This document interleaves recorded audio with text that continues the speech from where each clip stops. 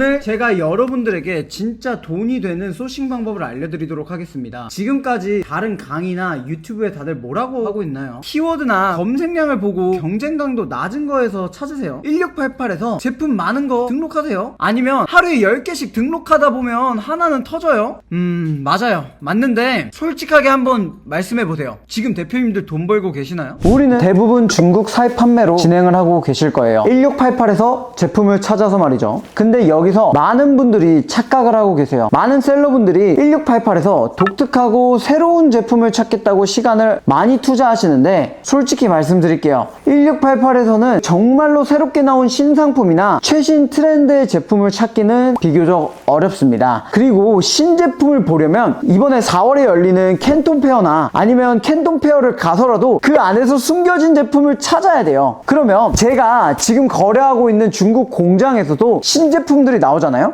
1688에 올리지 않습니다. 그럼 어떻게 할까요? 기존 거래자들에게 먼저 제품 소개를 해주고 먼저 제품을 구매할 수 있는 기회를 주고 있어요. 지금 1688을 한 번 이상이라도 사용해보신 분들은 아실 거예요. 1688을 보면 특정한 패턴이 있는데 몇 년 동안 꾸준히 팔리는 제품을 들어가면 가격씩 조금만 다르고 비슷한 제품들이 엄청 많이 올라와 있어요. 그게 왜 그럴까요? 쿠팡과 똑같아요. 한 모델이 잘 팔리기 시작하면 다 같이 카피해서 해당 제품들을 제작하여 올려놓습니다. 아니면 진짜 도매업자가 아니라 소매업자들이 붙는 거예요. 저희가 도매국에서 제품을 네이버에 올리는 거랑 똑같은 거죠. 만약에 외국인이 네이버를 보면 다 똑같은 제품이라고 볼 수밖에 없는 거예요. 그러면 대표님들이 찾고 싶어 하시는 대박 상품은 꾸준히 팔리던 상품에서 나오는 게 아니라 새로운 디자인이 추가가 되거나 아니면 기능이 추가가 된 제품들에서 대박 상품이 나올 수가 있어요. 효자 상품이라고 말하죠. 꾸준히 저희에게 스테디하게 수익을 가져다주는 제품이에요. 진짜 이런 제품들은 찾기가 어려워요. 저희는 왜 좋은 상품들을 찾지 못할까요? 특히 초보자분들 계시죠? 초보자분들 이유시장에 가지 마세요. 저희가 이미 그 한 카테고리에 대해 전문적으로 판매하는 전문가가 아니라면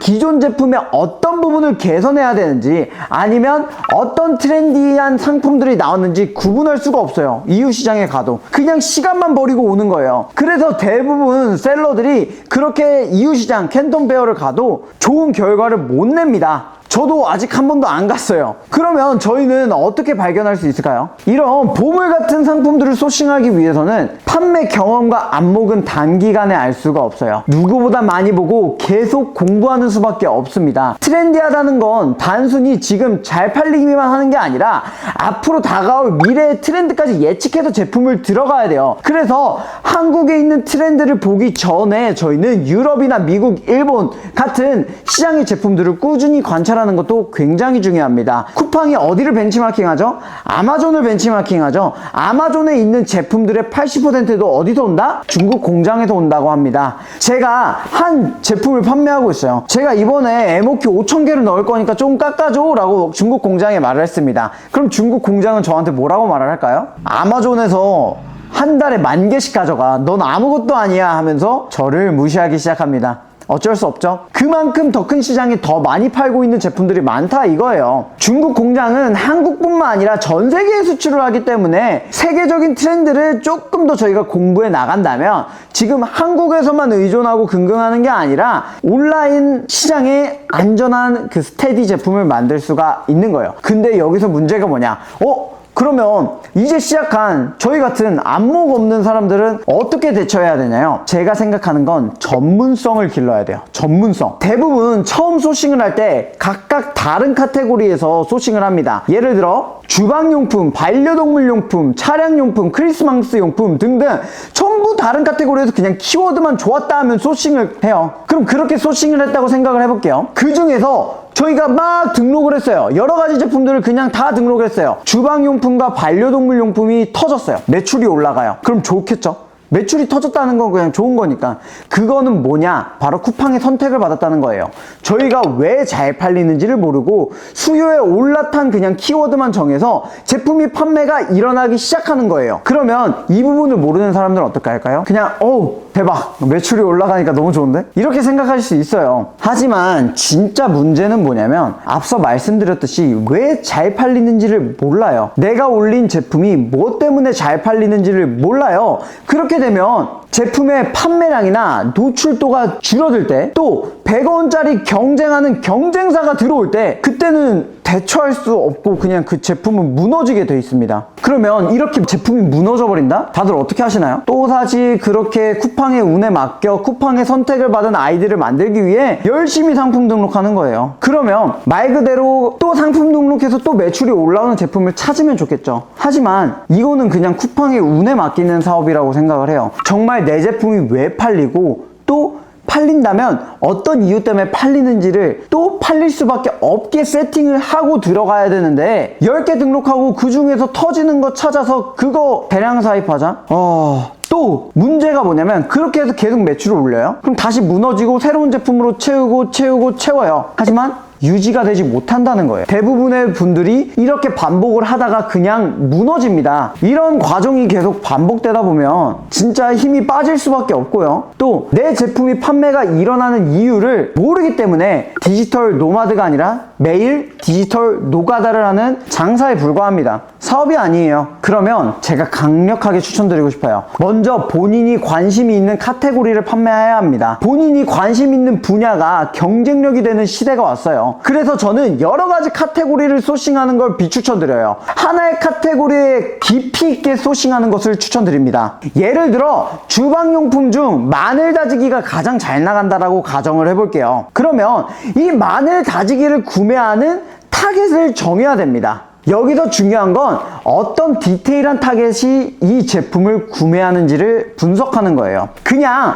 40, 50대 주부분들을 타겟으로 합니다 라고 하는 게 아니라 요즘 밀프렙 많이 유행하죠. 소분해서 미리 먹을 것을 준비해 놓는 절약하는 주부들을 타겟으로 하는 거예요. 그리고 그 절약하는 주부들이 구매할 것 같은 상품을 한 발 앞서서 소싱하는 거예요. 이렇게 연관되게 깊이 있게 소싱하는 것이 가장 중요합니다. 이전 영상에서 제가 다룬 것처럼 만약에 쌀통을 잘 판매해서 판매량을 많이 일으켰어요. 그럼 어떻게 해야 돼요? 그 다음은 전자레인지 밥솥을 이어서 소싱하듯이 이런 구조로 진행됐을 때 한 개의 제품에 따라서 저희의 매출 폭이 정해지는 게 아니라 다른 제품들과 상호 보완이 되어 저희 제품 스토어에 들어가서 나는 절약하는 주부기 때문에 다른 제품들 중에서 절약 잘할 수 있는 제품들이 있네? 추가적인 수익 구조를 가져가는 것을 추천드리는 거예요. 여기에 끝난 게 아니라 브랜딩까지 더해진다면 그 타겟들을 위한 저희만의 브랜딩으로 탄탄한 온라인 판매를 더해 나갈 수 있다라고 자부합니다. 꼭 이렇게 카테고리 안에 타겟을 정확히 하고 또 온라인 소싱에 접근을 해보세요. 그러면 첫 번째로 저희가 시장 조사할 때 효율성이 굉장히 높아져요. 여러 가지 카테고리 안 봐도 되고 진짜 저희가 조사할 저희의 카테고리만 더 깊이 있게 파악할 수가 있습니다. 두 번째는 뭐냐면 키워드의 확장성이 증가해요. 키워드 그리고 카테고리, 키워드의 유연성이 굉장히 높아지는 거예요. 관련된 키워드들을 더 많이 찾을 수가 있고요. 그 안에서 디테일하게 노출의 기회를 저희가 늘릴 수 있어요. 세 번째는 뭐냐면 저희는 저희 스토어를 전문몰로 만들어서 플랫폼을 확장할 때 이점을 줍니다. 그냥 쿠팡에서만 매출을 근근하고 나아가는 게 아니라 네이버 자사몰까지 나아가는 루틴을 꼭 밟아야 되는 거예요. 그래야 기획전이나 핫딜 선정 확률도 높아지게 됩니다. 네이버의 블루밍 데이즈처럼요. 게다가 객단가도 저희가 높일 수가 있고요. 브랜딩이 되면 매출이 안정적으로 유지가 될 수 있기 때문에 꼭 그냥 무너지는 모래성 같은 사업이 아니라 대표님이 꾸준히 유지하고 이어나갈 수 있는 그 한 제품을 찾아보세요. 그게 지금 현 시장 그리고 앞으로 미래가 말해주고 있는 온라인 셀링이 살아남는 방법이에요. 느낌 오시나요? 지금 생각나는 상품 아무거나 한번 검색을 해보세요. 제가 보장할게요. 상위에 이제 3위 안에 있는 스토어들은 다 그 제품과 관련된 제품들로 세팅이 꽉 되어 있을 거예요. 그 카테고리란 말이죠. 대부분 빅파워, 프리미엄 셀러들이 이렇게 운영을 하고 있어요. 마지막으로 강조해서 한번 말씀드릴게요. 시장이 변해도 무너지지 않는 소싱은 명확한 타겟을 중점으로 나아가는 브랜딩입니다. 제가 이렇게 강조하는 이유가 있어요. 정말 많은 초보 셀러분들이 여러 카테고리를 동시에 공략하다가 하나 제대로 잡지도 못하고 실패하는 걸 너무 많이 받아요. 포기하는 걸 너무 많이 봤어요. 하나에 집중해서 깊게 파고 거기서 노하우를 쌓은 다음에 확장하는 게 가장 안전하고 현명한 방법입니다. 대표님들도 이 방법으로 무조건 성공할 수 있어요. 성공하는 것보다 중요한 건 꾸준히 유지되는 대표님들의 수익 그리고 디지털 노가다가 아니라 디지털 노마드로 가는 방법이라고 생각을 합니다. 주력 카테고리를 정하고 누구보다 디테일하고 깊게 파보세요. 그 결과는 달라질 겁니다. 화면 보면서 그럼 저는 어떻게 진행을 하는지 디테일하게 설명드리도록 할게요. 오늘 제가 여러분들에게 진짜 돈이 되는 소싱 방법을 알려드리도록 하겠습니다. 지금까지 다른 강의나 유튜브에 다들 뭐라고 하고 있나요? 키워드나 검색량을 보고 경쟁 강도 낮은 거에서 찾으세요. 1688에서 제품 많은 거 등록하세요. 아니면 하루에 10개씩 등록하다 보면 하나는 터져요. 맞아요. 맞는데 스마트 스토어든 쿠팡이든 검색량 기반으로 작동하니까 이런 방법이 리스크를 낮출 수 있긴 하죠. 하지만 이게 온라인 판매의 본질일까요? 솔직하게 한번 말씀해보세요. 지금 대표님들 돈 벌고 계시나요? 이렇게 하니까 돈 잘 벌리시나요? 절대 아닙니다.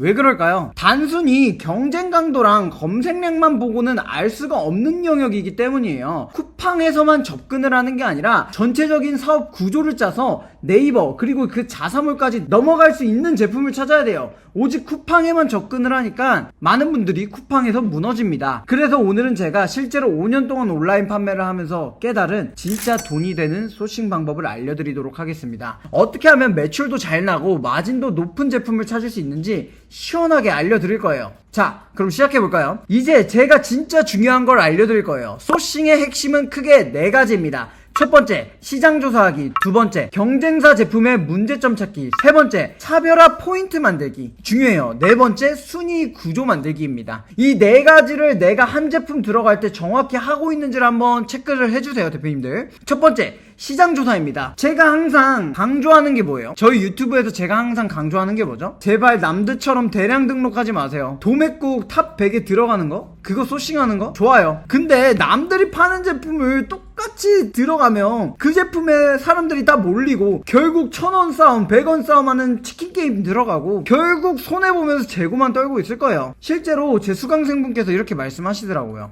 이번에 넥 워머 5000개 사입했는데 그냥 마이너스 보면서 다 팔았습니다. 재고가 겨울이 지나가는데 남아있는 게 너무 무서웠어요. 하지만 저희 어떻게 됐나요, 겨울? 지금 2월 셋째 주인데도 추워요. 지금 겨울 제품 들어가고 있어요. 그러면 안 된다는 거죠. 남들이 파는 똑같은 제품을 파는 게 아니라 정확히 시장을 분석하고 그 고객의 욕구, 니즈를 파악하고 들어가는 게 중요하다라고 말씀을 드리고 있는 거예요. 그러면 어떻게 시장을 분석할 수 있을까요? 저희가 이번에 사무실을 옮기면서 화장실에 방음제가 필요해서 찾아보는데 재밌는 걸 발견해서 보여드리도록 하겠습니다. 먼저 불사자에 들어와서 AI 키워드 분석이 들어와서 방음제를 검색해줍니다. 평균적으로 판매하는 가격대가 어떻게 되나요? 2,600원에서 4,400원. 그러면 2,600원에서 4,400원을 판매를 하고 있는데 지금 상위 판매자들을 쭉 보겠습니다. 그러면 2,900원, 8,800원 다양한 단가에 판매를 하고 있어요. 근데 이 판매자는 어떻게 될까요? 한번 들어가서 볼게요. 124,000원에 판매를 하고 있어요. 이게 말이 되나요? 대표님들은 방음제 3,000원에 살 수 있는데 124,000원 구매하실 건가요? 하단으로 쭉 내려볼게요. 이분은 어떠한 소구점이 있길래 124,000원에 팔아도 팔리는 건지를 봐야 돼요. 아, 얘는 그냥 방음제가 아니에요. 자석 방음제예요. 자석 방음제.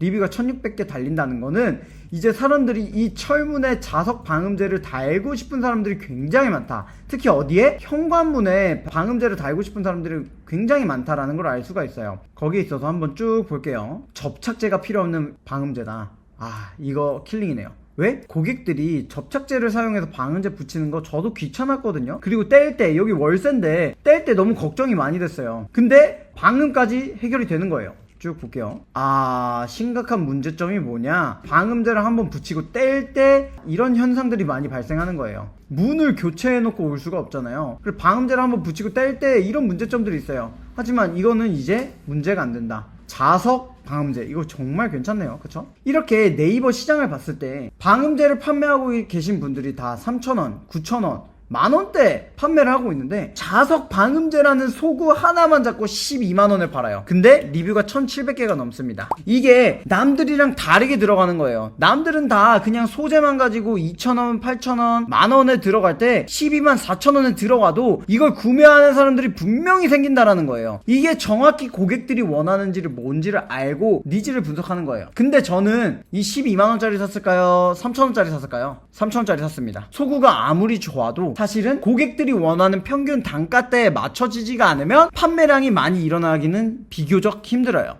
100개 중에 99명은 3,000원짜리를 사고 1명은 12만 4천원짜리를 사는 거예요. 왜? 12만 4천원짜리 사면은 자국이 안 남고 방음제를 붙일 수 있으니까. 결국 고객들이 문제점으로 하는 재단이 너무 어려워요. 배송이 와서 보니 사이즈 체크를 안 하고 사는 사람들이 많아서 너무 작네요. 아니면 설치하는데 본드 냄새가 너무 많아요. 본드 붙이고 하니까. 이런 것들을 다 해결해주는 제품을 찾은 거다. 그러면 제가 생각했을 때는 이거를 어떻게 분석을 하는 게 맞냐면, 첫 번째, 여기에 불사자에 들어오셔서 상품기획 마술사에 들어갑니다. 여기서 방음제를 한번 검색을 해봐요. 방음제를 검색을 하면 네이버 쿠팡에 있는 리뷰들을 다 수집을 해서 여기 있는 문제점을 알려줍니다. 저희가 원래라면 리뷰를 하나하나 들어가서 최근 리뷰 하나하나 분석을 한 다음에 거기서 문제점을 엑셀로 하나하나 정리를 했어야 됐어요. 이거 하는데 하루 이틀은 금방 갑니다. 경쟁사를 분석하는데. 하지만 그럴 필요가 없어요. 방음제라고 한번 검색만 하면 거기에 대해서 리뷰를 프로그램이 다 크롤링을 하고요. 거기에 대한 기획서를 작성해 줍니다. 지금 문제점을 한번 볼게요. 소음이 새어나와서 방음 효과가 없다. 자르기가 불편하다. 아직도 자르는 중. 왜 파냐. 틈새가 조금 있으면 방음 효과가 없다. 방음 효과가 없다. 방음 효과가 없다. 붙이고 있는데 냄새가 너무 심하다. 냄새 자르기 힘들다. 이런 문제점들이 너무 많아요. 근데 원래라면 저희가 하나하나 리뷰를 검색해보고 여기서 뭐가 문제인지 분석을 했어야 됐어요. 하지만 그럴 필요가 없이 리뷰를 이미 프로그램이 다 긁고 왔기 때문에 거기에 대해서 이 제품의 낮은 애들의 단점을 알려주는 거예요. 재단의 어려움, 접착력의 문제, 냄새 문제, 효과 미비, 방음이 안 된다. 이 4개가 제일 중점적인 것 같아요. 그러면 저희는 이거를 해결하는 제품을 찾을 것 같아요. 이걸 다 해결하는 부분은 저희만의 차별화 포인트를 만드는 게 중요해요. 이 차별화 포인트가 이미 만들어져 있는 좋은 예시가 있었어요. 뭐였냐면 12만 4천원짜리 다서크 문제. 하지만 거기서도 저는 제일 큰 단점이 뭐라고 생각했냐면 뭐다? 단가가 너무 비싸다. 남들은 3천원 만원에 파는데 12만원에 판다? 그래도 잘 팔리는데 그게 만약에 소비자가 원하는 단가에까지 들어간다? 그러면 저희는 1등을 차지할 수 있다. 첫 번째, 이거 재단하는 게 어렵다. 그리고 조립하는 게 어렵다. 이런 영상들이 나와요. 그러면 저희는 이걸 영상으로 제작해서 1분 만에 사용하는 방법, 설명 영상을 QR코드로 추가해보는 건 어떨까요? 두 번째, 실측 사이즈랑 상세 페이지 사이즈가 확실하지가 않다. 그러니까 사이즈를 안 재고 구매하시는 분들이 많다. 귀찮아서. 그러면 저희는 실제로 제품 샘플 테스트를 해보면서 규격이 잘 맞는지, 붙였을 때 틈새가 벌어지는지 안 벌어지는지, 안 벌어지는 저희만의 제품을 찾아야 돼요. 그리고 냄새가 난다, 본드 냄새가 난다, 이런 부분은 어떻게 개선을 할까요? 소재를 바꾸는 거예요. 어떻게? 자석이 되는 철문에. 혹시 철문이 아닌 그냥 문에 저희 걸 하고 싶다? 그러면 요즘 이런 거 많이 나와요. 제가 광고에서 본 건데 몬스터 테이프 아시나요? 몬스터 테이프? 이거 보신 분들 있으실 거예요. 이게 뭐냐면 붙이면 떼는 게 어려울 것 같잖아요. 떼는 것도 잡아당기면 흔적 없이 사라지는 거예요. 이렇게 자국이 남지 않는데 초강력 테이프인 거예요. 이거를 만약에 같이 포함시켜서 중국 공장이 얘기를 해서 포함시켜서 구성을 한다면 냄새까지 제거할 수가 있겠죠. 이렇게 고객들의 단점을 하나하나 개선을 하면서 저희만의 제품을 만들어 나가야 돼요. 남들이 파는 똑같은 제품을 언제까지 팔 거예요? 6개월 뒤에 똑같은 제품 또 찾고 있으실 건가요? 그래서 저도 방음제를 구매하려고 찾다 보니까 기가 막힌 업체가 있던 거예요. 하지만 여기에 가장 큰 단점은 뭐다? 단가다. 이 고객들이 원하는 단가에 너무 높은 단가가 측정되어 있다. 그쵸? 고객들이 원하는 단가는 만원, 2만원, 3만원까지가 맥시멈인데 12만원? 얘는 살짝 투머치. 얘를 만약에 6만원, 7만원, 5만원까지만 줄일 수 있다면 저희는 최적의 상품을 세팅할 수 있다. 저희가 이렇게 세팅한 제품이 마진이 잘 남느냐? 순수익. 제가 항상 얘기하죠. 매출은 중요하지 않다. 순수익이 가장 중요하다. 그래서 처음부터 이 마진 세팅을 정확하게 잡고 가야, 예를 들어 마진율을 30%로 했다. 그럼 광고비 10%를 빼고도 20%가 남는 장사를 할 수가 있는 거예요. 그러면 여기서 중요한 게 뭐냐면 마진율을 높이는 방법이에요. 똑같은 키워드에서 제품을 팔더라도 마진율을 높여서 판매를 하는 방법으로 들어가야 돼요. 저희가 여기에 맞는 제품을 이제 찾아봐야겠죠. 남들처럼 똑같은 제품을 단가를 싸게 해서 많이 사서 그냥 단가로 차별화 포인트를 가는 게 아니라 저희는 이 소구점을 해결해주는 저희만의 소구점 포인트, 그 고객들의 욕구를 해결해주는 점을 돈으로 환산시키는 거예요. 방음제는 다 3만원대 파는데 아까 네이버 제품, 이 네이버 제품 12만 4천원에 팔죠. 근데 굉장히 잘 팔려요. 고객이 원하는 니즈를 정확히 파악했고 그 차별화된 제품을 본인만 만들어 놨기 때문에